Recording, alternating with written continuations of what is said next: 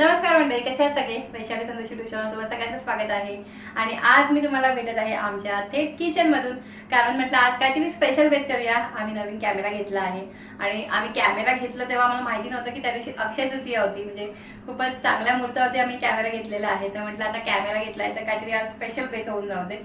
आणि आता काहीतरी स्वीट पण बोलूया. म्हटलं फर्स्टच रेसिपीचा काहीतरी स्वीटचा व्हिडिओ असू दे, म्हणून म्हटलं चला आज शेवयांची खीर बनवूया. तर म्हटलं क्विक तुम्हाला माझी रेसिपी दाखवणार आहे शेवयांच्या खिरीची, आणि ते पण साखर न वापरता. तर आता सुरू करते. इकडे मी एका साईडला शेवया शेकायला पण ठेवलेल्या आहेत आणि दुसऱ्या साईडला मी इथे खोबरं घेतलेलं आहे ओलं. मी मिल्क आणणार होती कारण मला क्विक करायचं होतं म्हणून, पण कोकोनट मिल्क नाही भेटलं म्हणून म्हटलं चला खोबरं आहे तो खोबऱ्याचं दूध काढून अजून छान टेस्टी लागतं. त्याच्यामुळे खोबरं वाटून झाल्यानंतर खोबरं चांगलं पिळून घेतलं आणि जे खोबऱ्यातलं दूध येतं ते मी गाळून घेतलेलं आहे. आणि आता इथे खोबरं राहिलं होतं म्हणून म्हटलं चटणी पण बनवून घेऊया.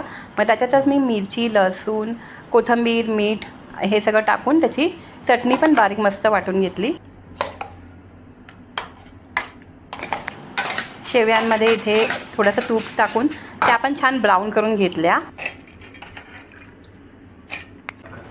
चण्याची डाळ पण भिजत टाकलेली होती, तर त्याच्यामध्ये पण कोथिंबीर, मिरची, मीठ हे सगळं टाकून ते पण वाटून घेतलं कारण मला भज्या बनवायच्या होत्या. झालं. आता मी शेव्यांमध्ये गरम पाणी टाकून घेतलं, चांगलं उकळून घेतलं पाणी आणि ते मग शेव्यामध्ये टाकलं आणि त्या शेव्या एकदम सॉफ्ट होईपर्यंत छान उकळून घ्यायच्या आहेत. त्याच्यामध्येच मी गूळ पण टाकला कारण मला बिना साखरेच्या बनवायच्या होत्या शेवयांची खीर म्हणून. आणि एका साईडला भज्या पण मी तळायला सुरुवात केली आणि माझ्या भज्या पण तयार होत होत्या.